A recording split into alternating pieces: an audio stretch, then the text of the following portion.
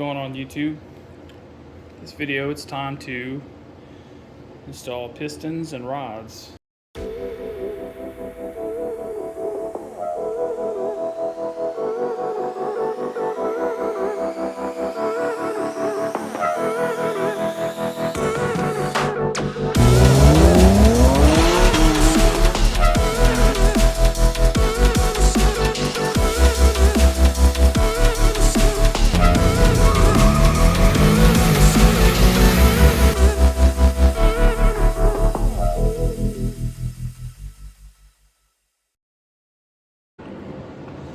Alright, what we're going to do here, we're going to grind the end gaps on these rings. Kind of clean down in here a little bit. And we'll do top and bottom. And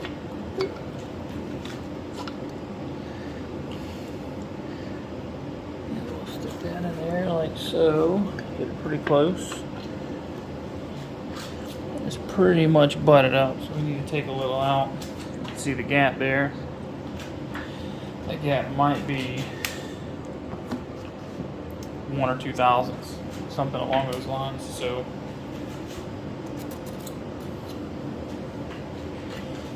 we'll pull that out and we'll get on the grinder, little hand grinder.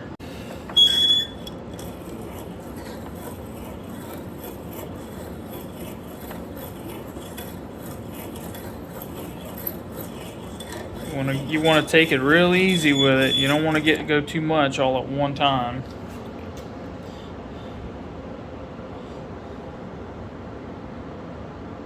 These things, it eats quick. So we'll check it again. Rinse and repeat till we get our ring and gap, and just follow the piston and ring manufacturer instructions.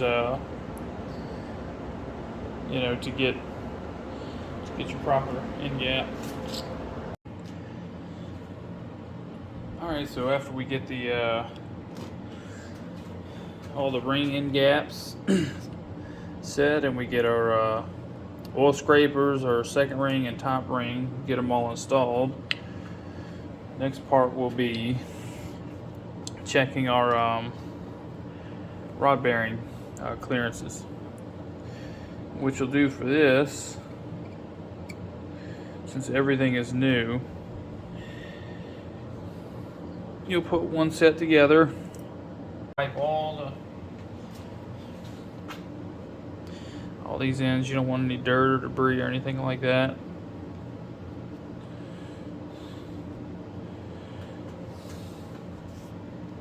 You'll bolt one of these together.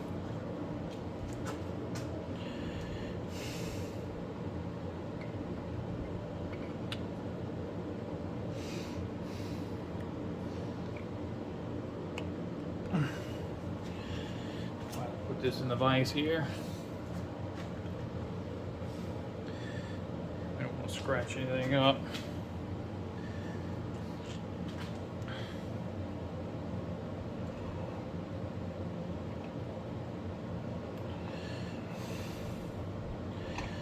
Yeah, you don't need to clamp down on this super tight, just enough to hold it. You have to make sure you have your with the camera a little bit here.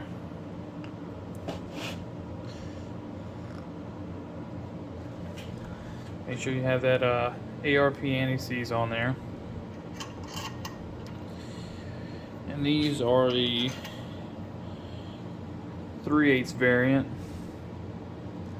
I think they're ARP 2000s, but your literature that comes with your rods will show exactly what your fasteners need in regards to torque. And these will be 43 foot-pounds. So we'll just barely snug these to pull them.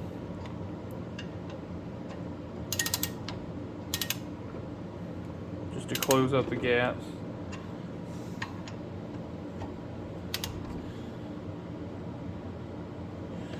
Go a little tighter here.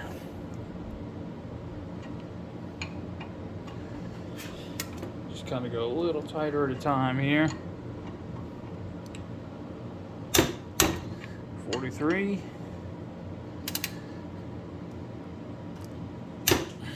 43. Alright. And what you do after that,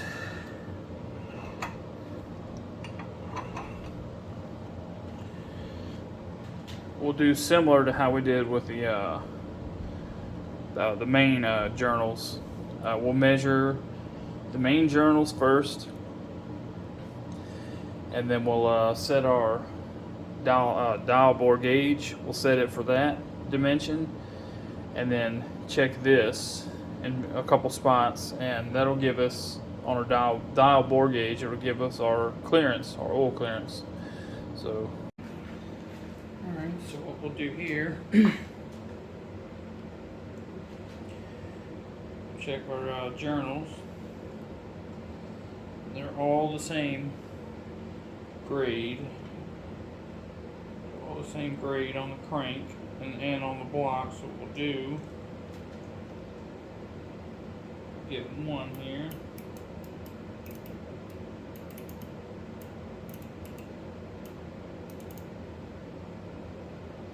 We'll get one, lock it in. We'll check each individual one with it locked in. Let's see.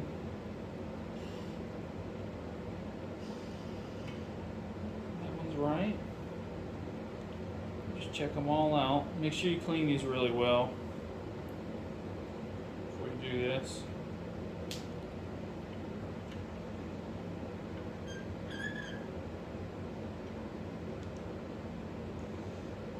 Let's get to.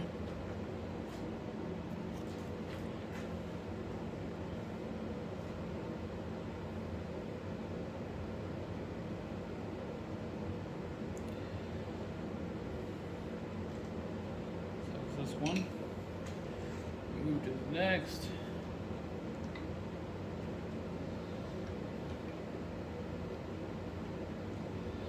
Oh, yeah, everything's nice and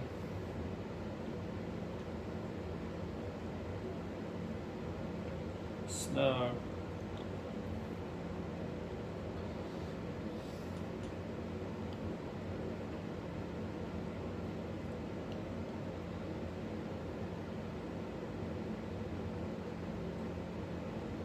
This one might be a couple tenths looser, but than the rest. So all of these are, the first 5 are basically identical. This number 6 here is like a couple tenths on the bigger side, but that's not a big deal because I'm assuming these will all be somewhere around like 20 or not 20, 2000s oil clearance. So we'll set this locked in dimension here. We'll set our dial bore gauge for this, and we'll check and confirm that on the rod we have on the table. All right, so we have our dial bore gauge set. Our end set for. If I get this to focus in, will it focus? Ever? There it goes. You have this end set for 0. 0 being what our journal's measured as. What we'll do here, stick this in here. Gonna walk this around here.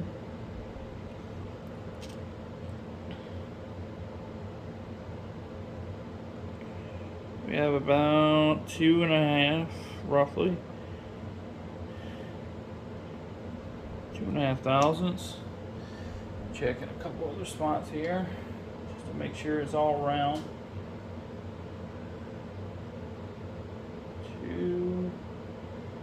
2.5 thousandths. And what we want to do too is, so we don't have to measure all of these like this. We'll measure all the bearing thicknesses, which they're all the same grade. So, and they're a really good brand. It's these are King bearings, coated bearings. But measure all the thicknesses of the bearings, and then all the IDs of these rod ends with the bolts torqued to confirm, and then after that we know we're good to go. We know on number 6 rod journal it's a couple tenths of a thousandth larger, which isn't a big deal. So we're kind of right in the middle, which is 1.5 to 3.5 thousandths oil clearance, and this measures it right around 2.5. So we'll check everything else for consistency, and we'll start putting this stuff together. All right, now that we've verified everything, now's a good chance to kind of blow all these journals off. Make sure there's no dirt and debris.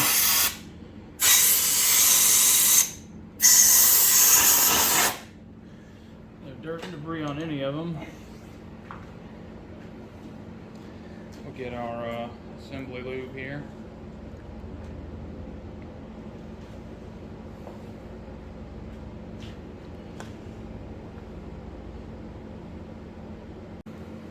Clean the cylinder wall, make sure there's no dirt, dust down in there.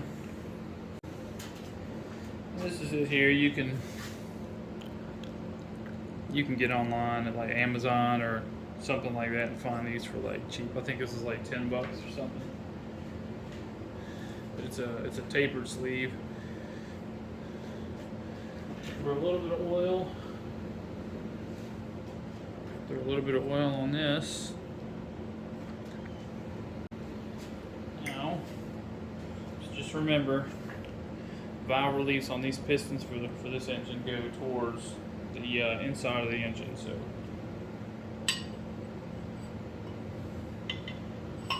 just be really gentle when you put this in, that way you don't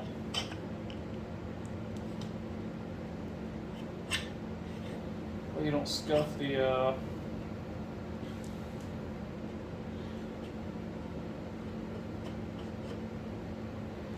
cylinder walls.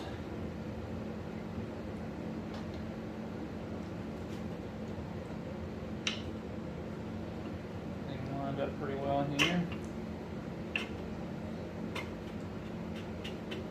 Now we'll spin this over.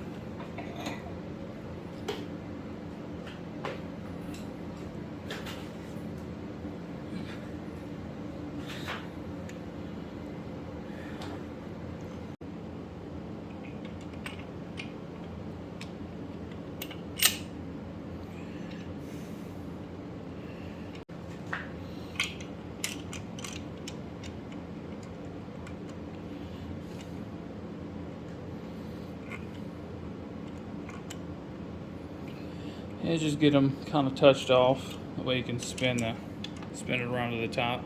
Be able to get to it.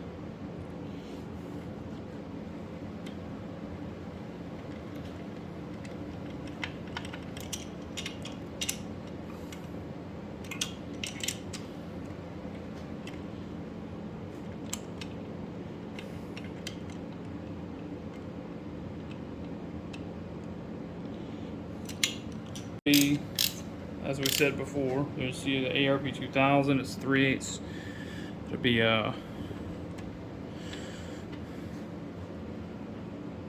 43 foot-pounds.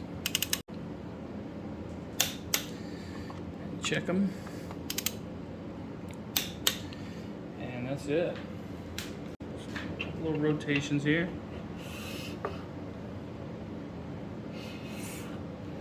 See, I mean, these are brand new rings. They're not even seated in yet, and you can hear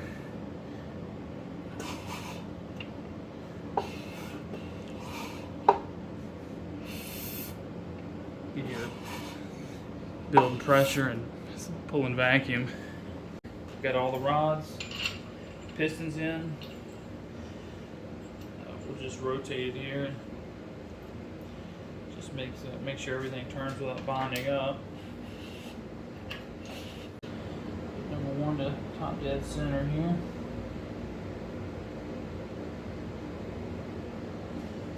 So yeah, until the next video, thanks for watching.